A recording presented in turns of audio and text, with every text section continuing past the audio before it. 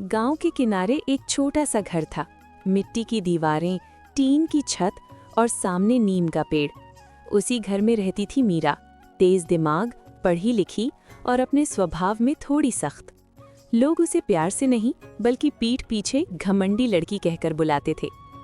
मीरा की माँ शांति दीदी अक्सर गांव की औरतों की बातें सुनकर चुप हो जाया करती थीं। कोई कहता तुम्हारी बेटी ज्यादा बोलती है, तो कोई कहता लड़की है इतनी अकड़ ठीक नहीं।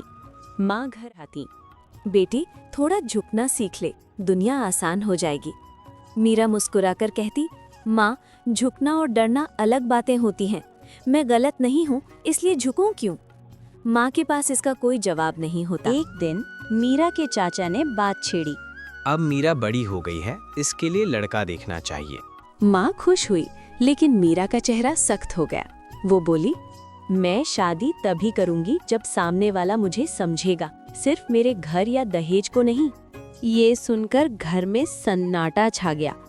चाचा बोले, आजकल की लड़कियां ज्यादा ही उड़ने लगी है।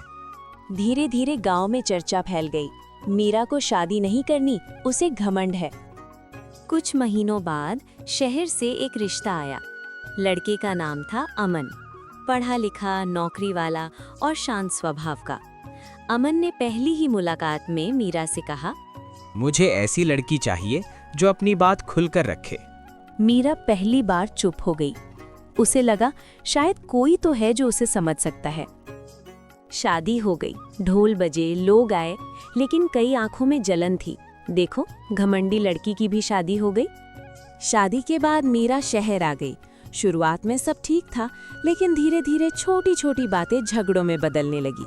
अमन कहता, तुम हर बात में सही साबित होना चाहती हो। क्योंकि मैं गलत नहीं होती। दिन बीतते गए, प्यार की जगह तकरार ने ले ली। अमन ऑफिस से थका हुआ आता और मीरा अपने अकेलेपन से भरी रहती। एक दिन अमन गुस्से में बोला, तुम्हें किसी की जरूरत ही नहीं, तुम सिर्फ खुद से प्यार करती हो। कुछ दिनों बाद मीरा माँ के घर चली गई।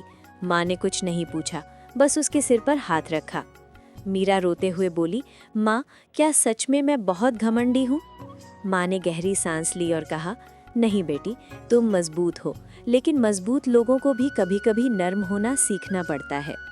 ये बात मीरा के दिल में उतर गई। मीरा वापस अपने ससुराल गई।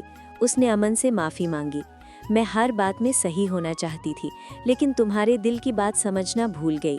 अमन की आंखें भर आईं। वो बोला, और मैं तुम्हारी खामोशी समझ नहीं पाया।